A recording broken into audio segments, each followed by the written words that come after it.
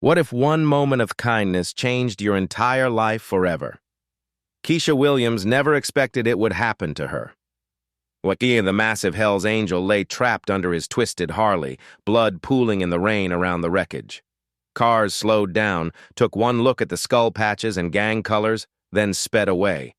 Too dangerous, too risky. But Keisha ran straight toward the crash. At 19, homeless and living on Richmond's streets, she had nothing but a medical volunteer badge and a heart that wouldn't let her watch someone die. She crawled under the motorcycle, found his pulse, and fought to save his life. "You're going to be okay." She had no idea she'd just rescued Steele Morrison, the billion-dollar shadow king who controlled every judge, politician, and police chief in Richmond. Sometimes helping a stranger becomes the best decision of your life. But Keisha's morning routine wasn't like most teenagers, and today's small choice would set everything in motion. 5:30 a.m. The cardboard beneath her back was soaked from last night's rain. Keisha Williams stretched carefully, checking that her hidden mason jar of savings was still buried under the loose brick. $43. Every penny earned from cleaning, odd jobs, and the occasional under-the-table medical help she provided on the streets. Her shelter sat behind Richmond Medical Center, tucked between two dumpsters where the security cameras couldn't see. Not glamorous, but strategic. Close enough to slip into the hospital's employee bathroom before her volunteer shift. Far enough from the main homeless camps to avoid the drama, the drugs, and the danger. Keisha folded her cardboard carefully. In this neighborhood, even trash had value. She pulled her clean volunteer scrubs from the plastic bag she kept buried with her money. The blue fabric was faded but spotless. She'd learned that appearance mattered in the medical world. Look professional, get treated professionally. Look homeless, get ignored. The employee bathroom was empty at this hour. Keisha washed quickly in the sink, brushing her teeth with the travel toothbrush she kept in her pocket. Her reflection stared back, tired eyes but determined jaw. She pinned her volunteer badge to her scrub top. Keisha Williams, Patient Care Volunteer. It was the only identity that mattered to her now. Walking through the hospital corridors, she felt the familiar mix of purpose and longing. This place represented everything she wanted but couldn't afford. The nurses moved with confidence she envied. The doctors commanded respect she craved. But for now, she was just the volunteer who restocked supplies and held patients' hands. "Morning, Keisha." Mrs. Carter, the volunteer coordinator, smiled warmly. "You're early again. Couldn't sleep." Keisha didn't mention the sirens that had woken her at 3 a.m. or the shouting match between dealers that had kept her alert until dawn. Mrs. Carter handed her the supply cart. "The third floor needs restocking, and Mrs. Patterson in 312 specifically asked for you yesterday. She says you have healing hands." Keisha's chest warmed. Mrs. Patterson reminded her of her grandmother, the woman who'd raised her before cancer took her away 3 years ago. The woman whose medical bills had eaten their savings and left 16-year-old Keisha with nothing but a fierce determination to understand medicine. On the third floor, she moved efficiently through her routine, replacing bandages, organizing medical supplies, checking on patients who couldn't afford private care. Her volunteer work had taught her more about medicine than any textbook. She'd watched surgeries from the observation deck, memorized medication names, and absorbed every conversation between doctors and nurses. In her pocket, she carried a worn first aid certification card. She'd studied it so many times the lamination was cracking. It represented her dream, to become a real medical professional someday, not just someone who restocked supplies, but someone who actually saved lives. "Keisha?" Mrs. Patterson's voice was weak but warm. "Come sit with me, honey." The elderly woman's hand felt paper-thin in Keisha's. Stage 4 lung cancer. No family, no visitors except the volunteer who reminded her of the granddaughter she'd never had. "Tell me about your dreams again," Mrs. Patterson whispered. Keisha glanced around the room, then leaned closer. "I'm going to be a nurse someday. Maybe even a doctor. I'm going to help people who can't help themselves. You already do that, sweetheart. Every day." The words hit deeper than Mrs. Patterson probably realized. Keisha did help people, not just in the hospital but on the streets. When someone overdosed in an alley, when fights turned bloody, when accidents happened in neighborhoods where calling 911 meant inviting police attention nobody wanted. She'd treated knife wounds with butterfly bandages, talked people through panic attacks. Once, she'd even helped deliver a baby in an abandoned building, all using skills she'd picked up volunteering and studying medical texts in the hospital library. But none of it was official. None of it counted. She was just a homeless girl playing doctor. Her shift ended at 4 p.m. Walking back to her cardboard shelter, Keisha passed the construction sites that were reshaping Richmond. New buildings, expensive condos, luxury offices, progress that was pushing people like her further into the shadows. She stopped at the corner store, counting out exact change for a package of crackers and a bottle of water. Dinner. The clerk barely looked at her, just another poor kid buying the cheapest food available.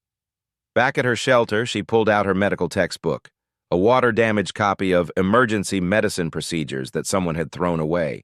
Under the dim light of a stolen flashlight, she studied diagrams of trauma care, memorizing techniques she prayed she'd never need to use. But Richmond streets had taught her that medical emergencies didn't wait for convenient locations or qualified professionals. Sometimes a homeless girl with a volunteer badge was the only thing standing between life and death. She had no idea that in less than 6 hours, that knowledge would save the life of the most powerful man in the city. As thunder rumbled overhead, Keisha pulled the tarp over her cardboard and tried to sleep. Tomorrow would bring another day of surviving, another day of dreaming, another day of hoping that somehow her determination would be enough to escape the streets forever. The first drops of rain began to fall. The storm that hit Richmond that evening would test everything Keisha thought she knew about helping strangers. By 7 p.m., the rain was coming down in sheets. Keisha had planned to spend the evening in the hospital library, but security had started asking questions about why she stayed so late. Better to leave before someone figured out she had nowhere else to go. The walk back to her shelter normally took 15 minutes. Tonight, it felt like walking through a waterfall. Her volunteer scrubs clung to her skin, and her medical supplies, carefully wrapped in plastic bags, pressed against her back like a lifeline. The Riverside Overpass offered the only real shelter between the hospital and her cardboard home. Keisha knew the risks. This stretch of highway belonged to the Hells Angels, their territory, their rules. But with lightning splitting the sky and rain turning the streets into rivers, she had no choice. She pressed herself against the concrete pillar, trying to stay invisible. The overpass echoed with the sound of rain and rushing traffic above. Most cars had slowed to a crawl, their headlights cutting through the downpour like weak searchlights. Then she heard them. The deep, unmistakable rumble of Harley-Davidson engines. Even through the storm, the sound made her stomach clench with fear. Keisha had learned to recognize that particular mechanical heartbeat. It meant danger was coming. 3 motorcycles roared past her hiding spot, their riders hunched against the rain. Expensive bikes, custom paint jobs gleaming even in the storm. These weren't weekend warriors or wannabes. These were the real deal. The lead bike was massive, a pristine Harley worth more than most people's houses.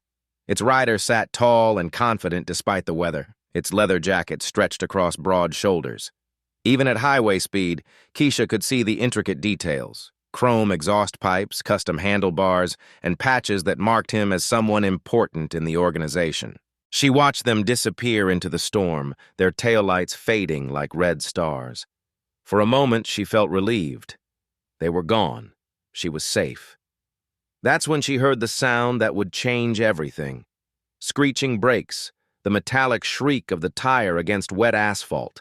Then a crash that seemed to shake the entire overpass, the horrible symphony of motorcycle meeting guardrail at 60 miles per hour. Silence. Keisha waited, heart pounding. Maybe she'd imagined it. Maybe they'd driven on. Maybe. The other 2 motorcycles roared back past her, heading toward the crash site. She could hear their engines idling, then revving as they sped away, getting help or running from trouble. Either way, she was alone with whatever had happened up ahead. Keisha knew she should stay hidden. Every survival instinct screamed at her to wait until the storm passed, until the danger cleared, until someone else dealt with whatever was happening on that rain-slicked highway. But then she heard it. Faint, almost lost in the storm, but unmistakable. A groan of pain. Someone was hurt. Someone was alive. Her feet moved before her brain could stop them. Keisha stepped out from the shelter of the overpass and walked toward the crash site, rain immediately soaking through her scrubs. Each step felt like walking toward the edge of a cliff. 50 yards ahead, she could see the wreckage. The massive Harley lay twisted against the guardrail, steam rising from its engine. Chrome and leather scattered across the asphalt. The smell of gasoline mixed with rain, creating a chemical cocktail that made her nose burn. And underneath it all, trapped beneath 800 pounds of motorcycle, was the rider. He was huge, easily 6'4", broad shoulders straining against torn leather.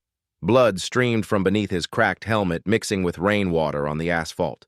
Tattoos covered his visible arms, intricate skulls, chains, and symbols that told a story of violence and brotherhood. The Hell's Angels patches on his vest were unmistakable. President, embroidered in gold thread above a rocker that read, Richmond Chapter. This wasn't just any gang member. This was their leader. Keisha's hands shook as she approached. She'd heard stories about Steele Morrison, whispered warnings passed between homeless camps and hospital staff, the man who controlled the drug trade, the enforcer who settled disputes with violence, the president who commanded absolute loyalty from the most dangerous men in the city, and now he was dying in front of her. The gasoline smell was getting stronger. Sparks flickered near the engine. The bike's fuel tank had cracked, creating a spreading pool of flammable liquid that reflected the emergency lights like a mirror. Time was running out. Keisha looked around desperately. No other cars were stopping. No help was coming. The other bikers had disappeared, probably racing to get backup or medical assistance that might arrive too late. She pulled out her phone. No signal. The storm had knocked out the cell towers. It was just her, the rain, and the most dangerous man in Richmond bleeding out on the highway. Keisha dropped her bag and ran toward the wreckage. What happened next would prove that sometimes the smallest person can move the biggest obstacles. Keisha dropped to her knees beside the wreckage, rain immediately soaking through to her skin. The motorcycle had steel pinned from the waist down, its massive frame twisted at an angle that made lifting impossible.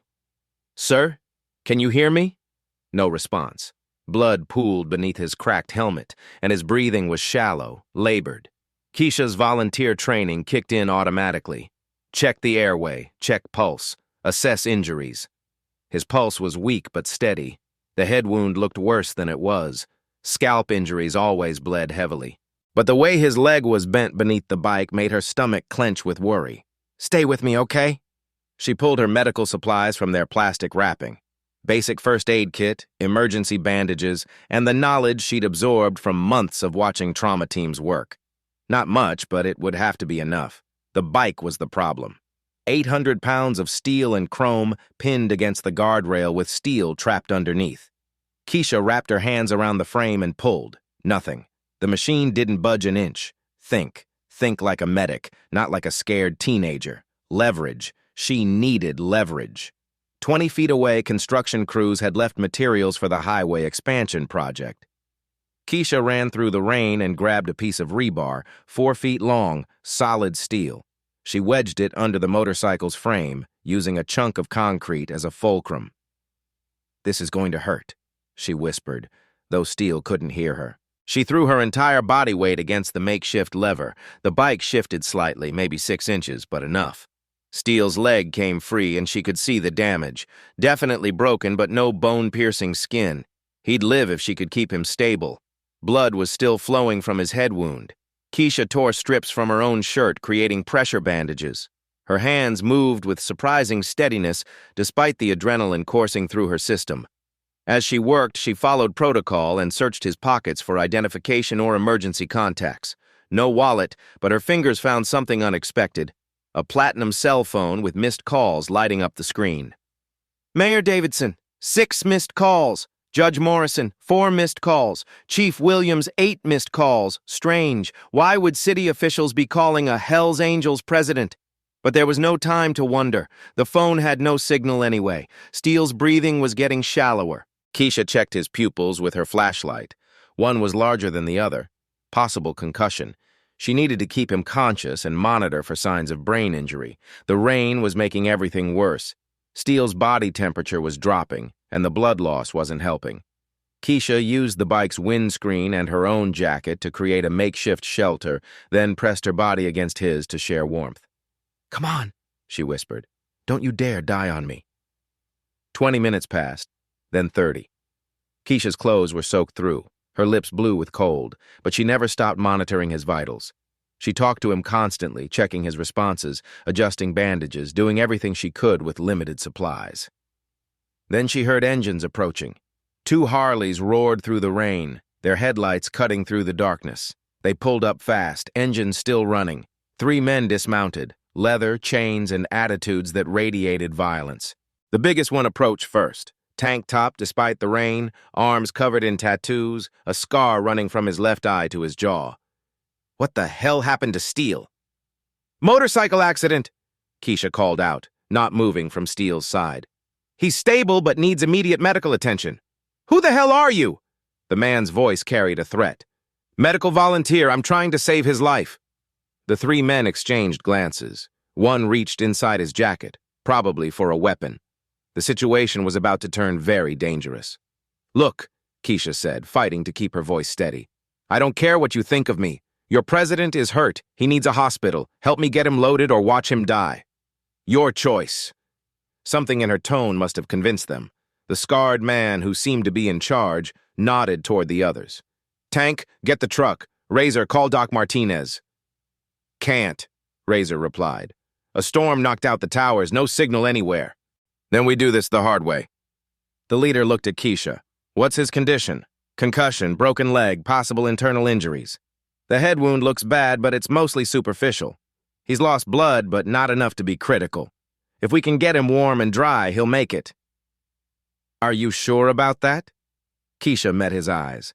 "I've been keeping him alive for 40 minutes in a rainstorm. I'm sure." Tank returned with a pickup truck. Together, they carefully moved Steele into the truck bed, Keisha maintaining pressure on his bandages throughout the transfer. She climbed in beside him, continuing to monitor his breathing. "Richmond General?" Tank asked. "No," the leader said quickly. "Too many questions. Take him to Doc Martinez's clinic." "He needs a real hospital," Keisha protested. "Not happening. Doc Martinez will handle it." As they drove through the storm, Keisha kept working. Steele's color was improving and his breathing had stabilized. She'd done everything she could with basic supplies, but he was alive. Steele's eyes fluttered open as they pulled into the clinic parking lot, unfocused but conscious. "Hey," Keisha said softly. "You're going to be okay." He looked at her with confusion, trying to process what he was seeing. A young black girl, soaking wet, covered in his blood, treating him like any other patient instead of the monster everyone else saw.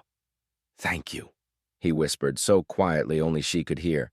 As the bikers carried Steele into the clinic, the leader, who'd introduced himself as Razor, pulled Keisha aside.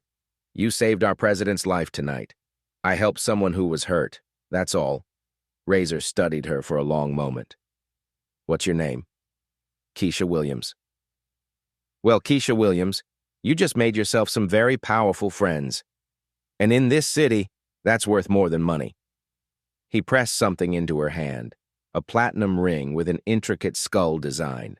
"Steele wanted you to have this. It means you're under our protection now. Wear it and nobody in Richmond will ever touch you." Keisha stared at the ring. "I don't want anything from you people." "Too late," Razor said. "You wear that ring or you disrespect everything you just did for Steele. And trust me, you don't want to disrespect Steele Morrison." As Keisha walked away into the storm, the ring heavy in her pocket, she had no idea that her 40 minutes of first aid had just changed the entire trajectory of her life. But as Keisha walked away from the clinic, she had no idea she'd just saved the man who could solve every problem in her life. The storm was finally breaking, rain softening to a steady drizzle. Keisha's clothes clung to her skin and exhaustion was setting in. Her hands shook, not from cold but from the adrenaline crash that followed 40 minutes of life-or-death medical care. The weight of the platinum ring in her pocket felt heavier than any metal. She pulled it out under a streetlight, studying the intricate skull design. The craftsmanship was expensive. This wasn't cheap biker jewelry, and she wanted nothing to do with it. 2 hours later, Keisha sat in Richmond General's emergency waiting room. She'd come to check on Steele's condition, professional curiosity, she told herself. But deep down, she needed to know he was okay. A motorcycle accident victim was brought in earlier, Steele Morrison. I provided first aid at the scene. The nurse's expression changed immediately. Recognition, then wariness. Are you family? Medical volunteer. I just want to know if he's stable. The nurse returned with Dr. Hassan in surgical scrubs. You stabilized him? Dr. Hassan looked skeptical. You saved his life. The head injury would have been fatal without immediate pressure. Your bandaging prevented him from bleeding out. Where did you learn trauma care? Here. Watching. Reading. Before she could say more, Tank and Razor arrived with two other Hell's Angels. The hospital staff tensed. Security moved closer. Where is he? Tank demanded. Sir, visiting hours are... We're family. Razor cut her off, spotting Keisha. Steele's asking for you. Dr. Hassan looked between them nervously. ICU is restricted to immediate family. Tank stepped forward, towering over the doctor. She's family now. The tension was thick. Other patients started leaving. It's okay, Keisha said quickly. I'll go see him. Steele's ICU room was private, expensive. Machines beeped steadily. His leg was casted, head professionally bandaged, but his eyes were alert. You came back, he said, voice rough but stronger. I wanted to make sure you were okay. What's your name? Keisha Williams. How old are you? Keisha Williams? 19. Where do you live? The question caught her off guard. Why does that matter? Everything matters when someone saves my life. Keisha hesitated. The truth felt dangerous. I'm between places right now, homeless. It wasn't a question. I get by. Steele reached into the bedside table, pulling out a thick envelope. $5,000, take it. No. What? I didn't help you for money. Steele stared like she'd spoken a foreign language. Everyone wants something. I wanted you to live, that's it. Silence except for beeping machines. Steele searched her face for hidden motives. When he found none, something shifted in his expression. Razor. The scarred biker appeared in the doorway. Give her the ring. She already has it, boss. Did she take it willingly? Razor glanced at Keisha. She tried to refuse it. Steele smiled for the first time since the accident. Of course she did. He looked back at Keisha. That ring means you're under our protection. You're family now. You can't refuse your family. I don't want to be part of your world. Too late. You saved my life. In my world, that creates a debt that can never be repaid. Only honored. Keisha felt the ring's weight again. What does that mean? It means, Steele said carefully, as long as you carry that ring, no one in this city will ever hurt you. And if anyone tries, they answer me. The promise was both comforting and terrifying. As Keisha left the hospital, she slipped the ring onto her finger. Not because she wanted Steele's protection, but because refusing it felt more dangerous than accepting it. She had no idea that wearing Steele Morrison's ring would change everything about her life in Richmond, or that the man she'd saved controlled far more than just a motorcycle club. The ring in Keisha's pocket carried more power than she could imagine, and more danger. Back at her cardboard shelter, Keisha sat under her tarp and stared at the platinum ring. In the dim light of her flashlight, the skull design seemed to watch her back. She'd never owned anything so expensive, so obviously valuable. She pulled out her cracked phone and searched Steele Morrison Richmond. The results made her stomach clench. Arrest records dating back 15 years, drug trafficking charges, assault, racketeering, but every case ended the same way. Charges dropped, witnesses disappeared, evidence ruled inadmissible. Expensive lawyers with impossible win records. One article caught her attention. Morrison Construction wins $50 million city contract. The accompanying photo showed Steele in an expensive suit, shaking hands with Mayor Davidson outside City Hall. The same Mayor Davidson whose missed calls had lit up Steele's phone during the accident. Keisha scrolled through more search results. Morrison Industries appeared everywhere. Construction projects, real estate developments, logistics companies. The skull logo from Steele's ring appeared on building sites across Richmond. This wasn't making sense. Gang leaders didn't usually own legitimate construction empires. Over the next 3 days, Keisha started noticing things she'd never paid attention to before. The Morrison logo was everywhere. On the new medical center being built next to the hospital, on luxury condos downtown, on the construction barriers around major city projects. But more importantly, she noticed how differently people treated her. Walking to her volunteer shift, the dealers who usually catcalled her now nodded respectfully and looked away. The gang members who controlled her neighborhood's corners stepped aside when she passed. Even the police seemed to avoid eye contact. Word had spread. She was protected now. "Keisha?" Mrs. Carter pulled her aside during her shift. "There was a woman here yesterday asking about you." "What kind of woman?" "Professional. Expensive suit. She said she represented someone who wanted to thank you for helping with a medical emergency." Mrs. Carter handed her a business card. Morrison Industries, Executive Relations. The skull logo gleamed in gold foil. "She left this for you," Mrs. Carter continued, producing an envelope. "Said it was urgent." Inside was a handwritten note on expensive paper. "Mr. Morrison would like to meet when you're ready. The choice is yours, but the offer won't wait forever. Victoria Carter, Executive Assistant." A phone number was written at the bottom in an elegant script.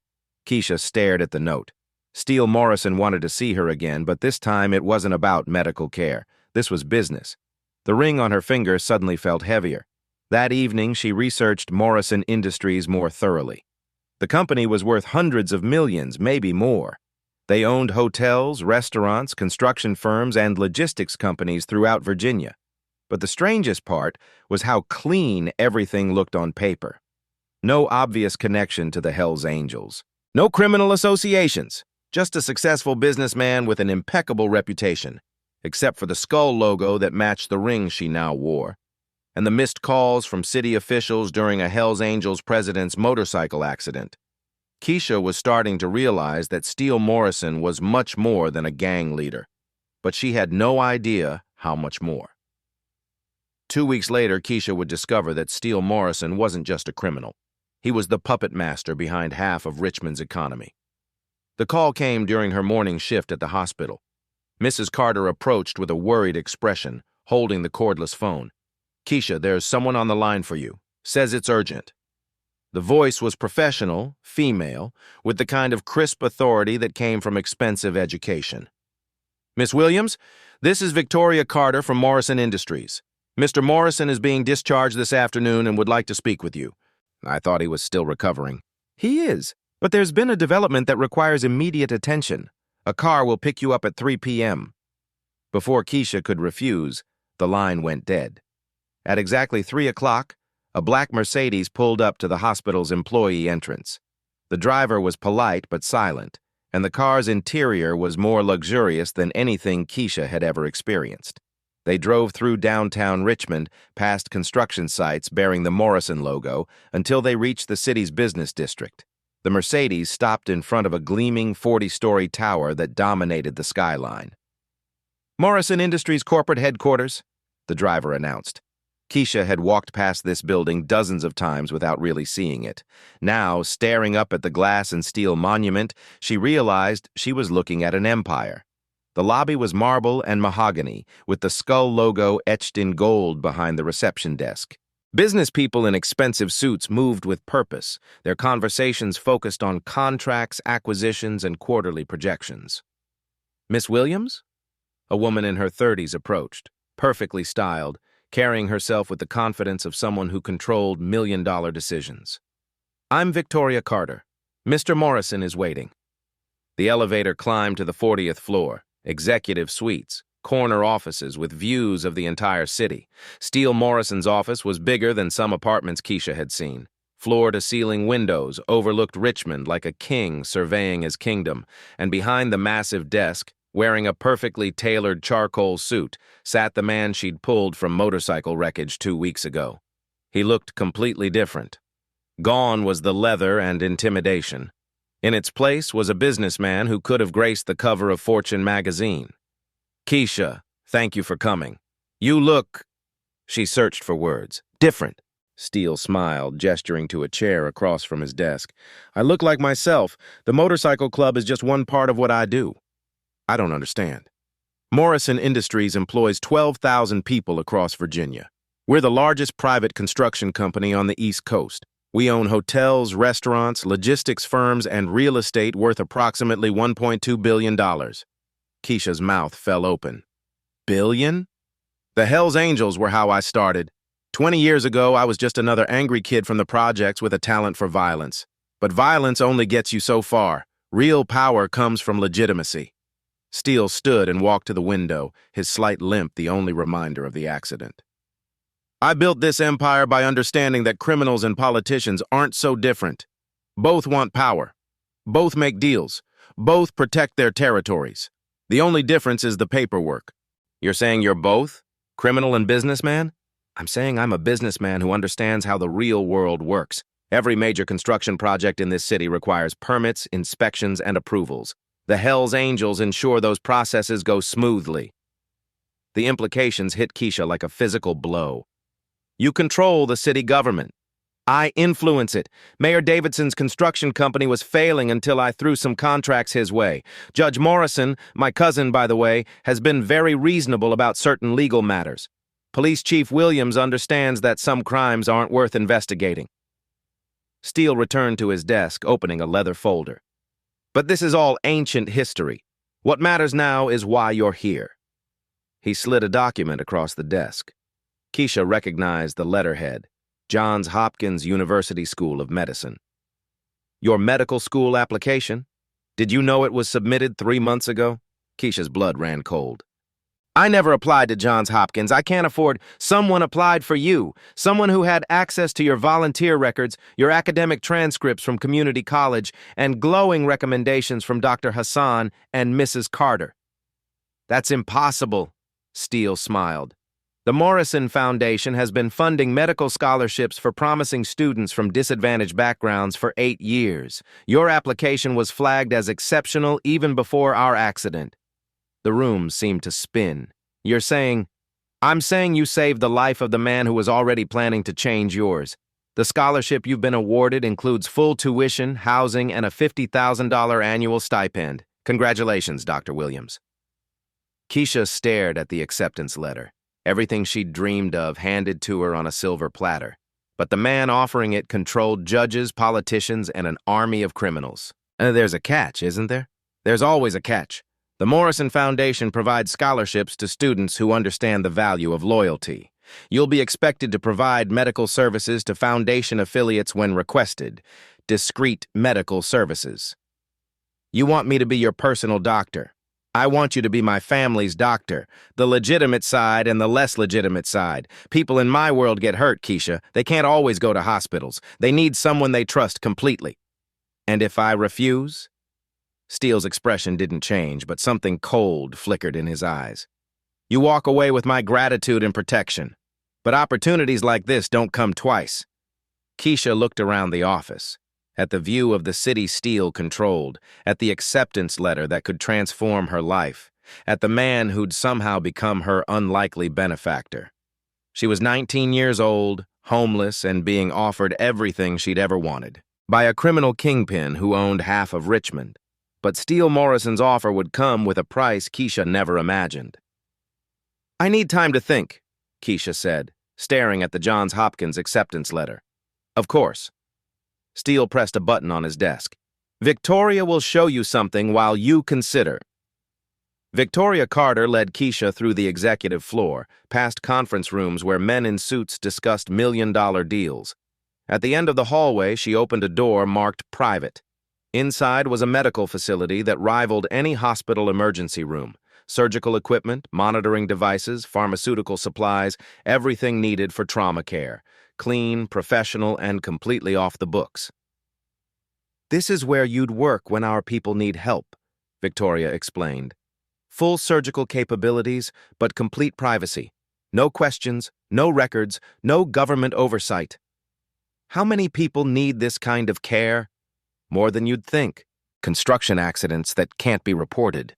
Business disputes that turn physical. Sometimes our security personnel face situations that require immediate medical attention. Victoria's careful language couldn't hide the truth.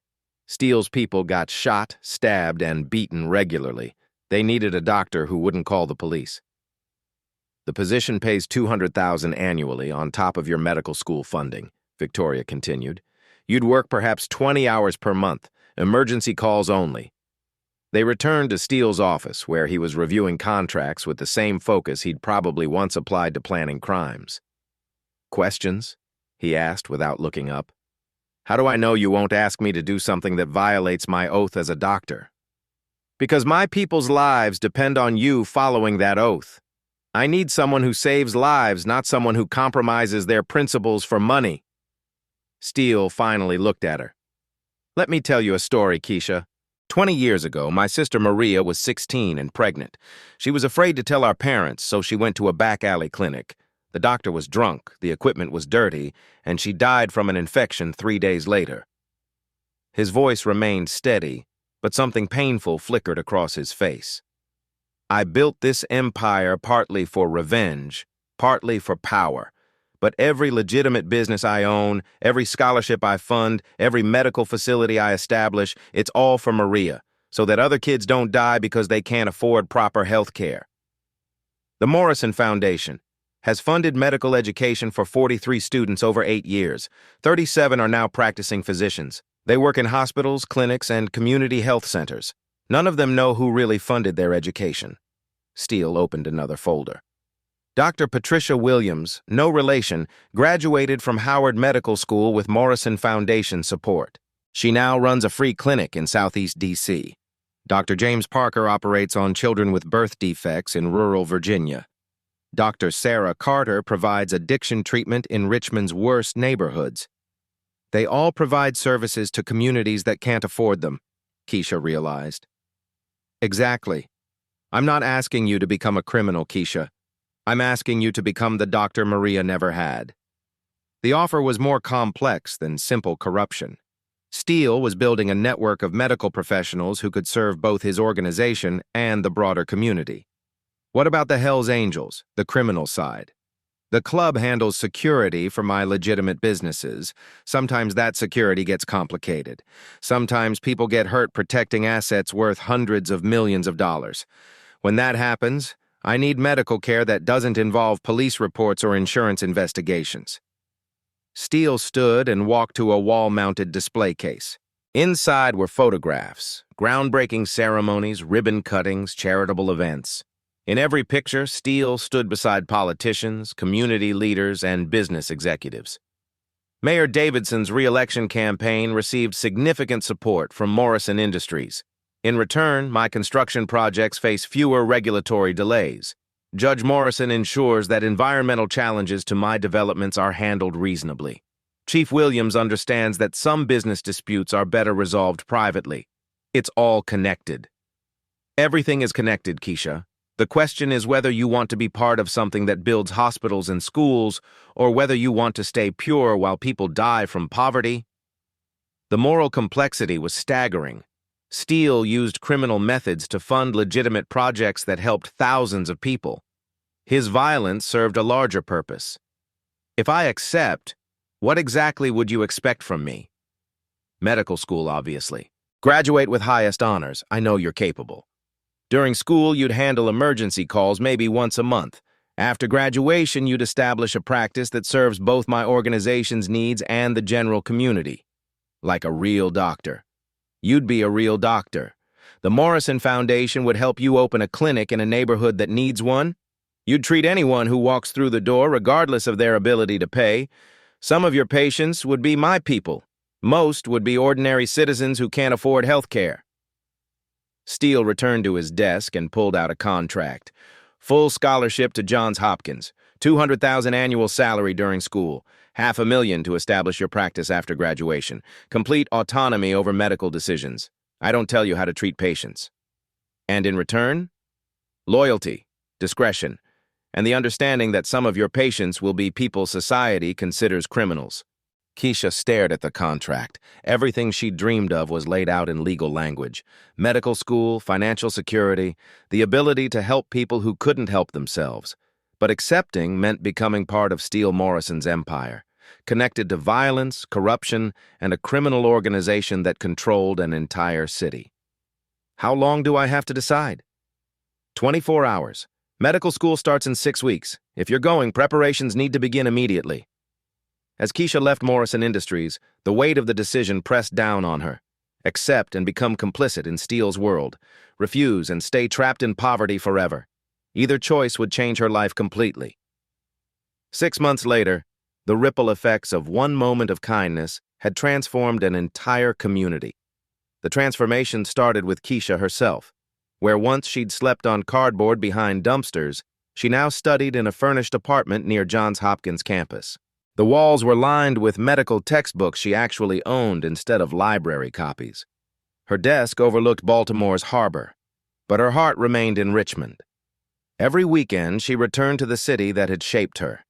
The Morrison Foundation had arranged for her to shadow Dr. Hassan at Richmond General during breaks, officially as part of her clinical education.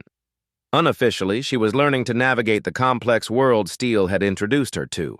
Her first emergency call had come during her second month at Hopkins, a text from Victoria. Medical assistance needed, warehouse district discreet. Keisha had found Tank unconscious in an abandoned building, a deep knife wound in his shoulder and obvious signs of a concussion. No questions asked, no police reports filed. She'd treated him with the same professionalism she brought to her hospital rotations. "You're good at this," Tank had said as she finished stitching his wound. "Steele was right about you." Word spread quickly through Steele's organization. The homeless girl who'd saved their president was now a real medical student. More importantly, she was one of them, a family who could be trusted with their lives and their secrets. But Keisha's impact reached far beyond the Hells Angels. The Morrison Foundation's Community Health Initiative, which Steele had expanded after their partnership began, was transforming healthcare access throughout Richmond. Free clinics had opened in 3 underserved neighborhoods. Mobile medical units staffed by Morrison-funded doctors provided care to homeless populations. The statistics were remarkable. Emergency room visits for non-critical conditions had dropped 30% in areas served by Morrison clinics.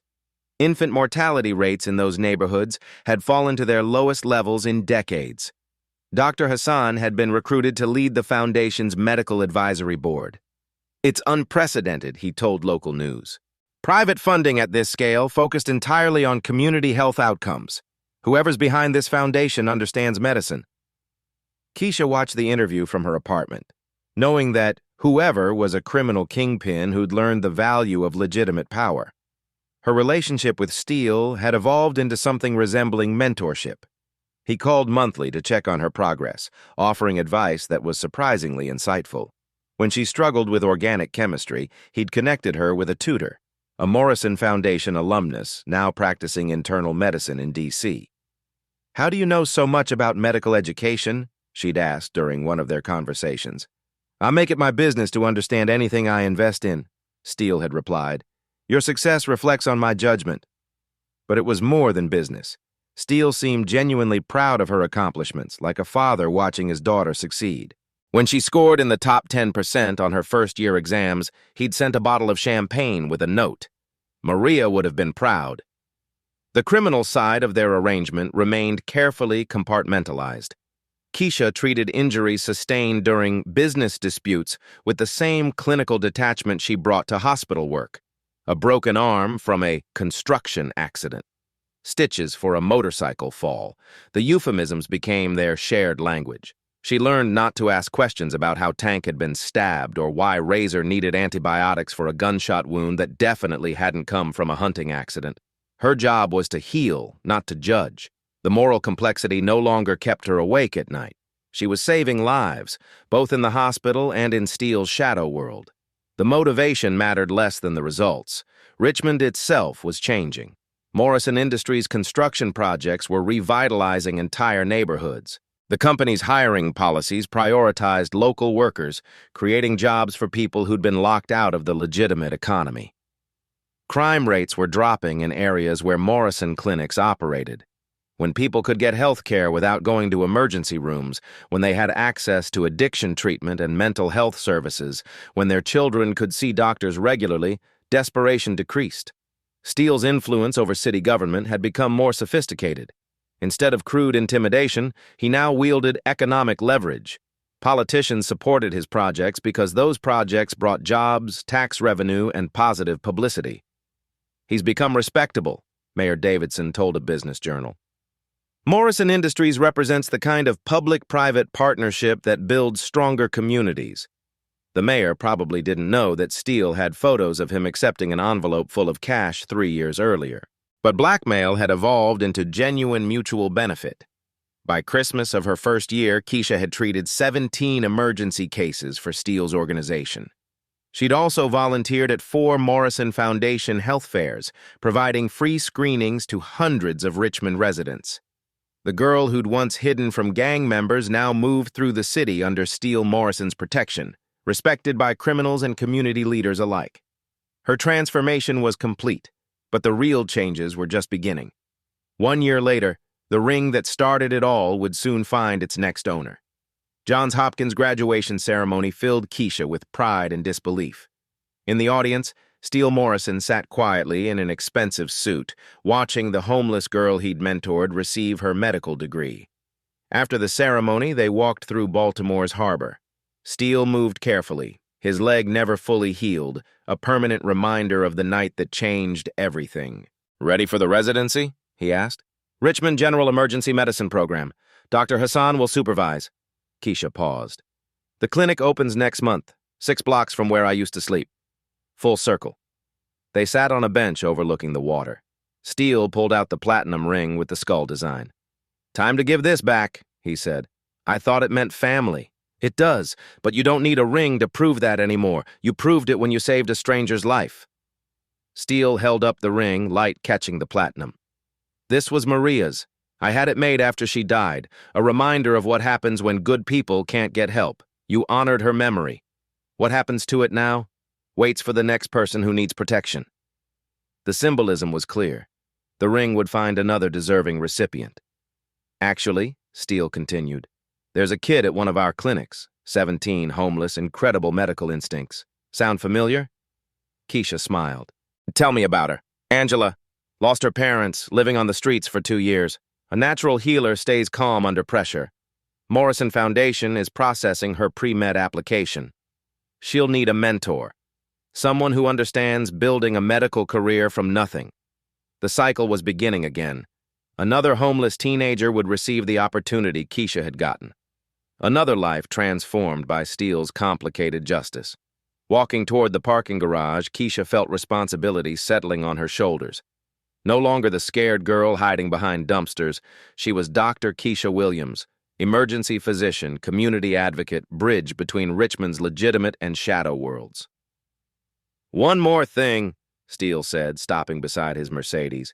"Angela was brought in last week after helping someone in a car accident. Stayed with them until paramedics arrived and used her shirt to stop bleeding. Just like you." Steele smiled. Some patterns repeat for good reasons. As they drove back toward Richmond, Keisha thought about the girl who would soon wear Maria's ring, another frightened teenager who would discover that helping strangers could unlock impossible opportunities. The platinum ring would wait in Steele's safe until Angela proved herself ready. Some traditions deserve to continue. The Morrison Free Clinic would open with 2 doctors, one established, one beginning. Both understand that healing came in many forms. Keisha's split-second decision to help a dangerous stranger didn't just save one life, it transformed an entire city. From sleeping behind dumpsters to healing in emergency rooms, her journey proves that courage can unlock opportunities in the most unexpected places. Today, the Morrison Free Clinic serves thousands who can't afford health care. Crime rates have dropped in neighborhoods where medical services are available. 3 more scholarship recipients are entering medical school this fall, all because one homeless girl chose compassion over fear. Keisha learned that sometimes the people who need help most are the ones society tells us to avoid.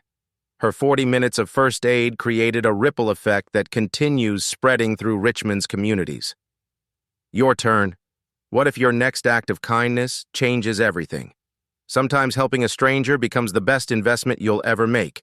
Share this story if you believe courage can transform the darkest situations. Subscribe for more real-life stories of ordinary people finding extraordinary power through compassion. Comment below. Would you have made the same choice Keisha did? The story you heard today wasn't cleaned up. It was told exactly as it happened. At Black Voices Uncut, we believe that's the only way truth can live. If you felt something, hit like, comment, and your reaction, and subscribe.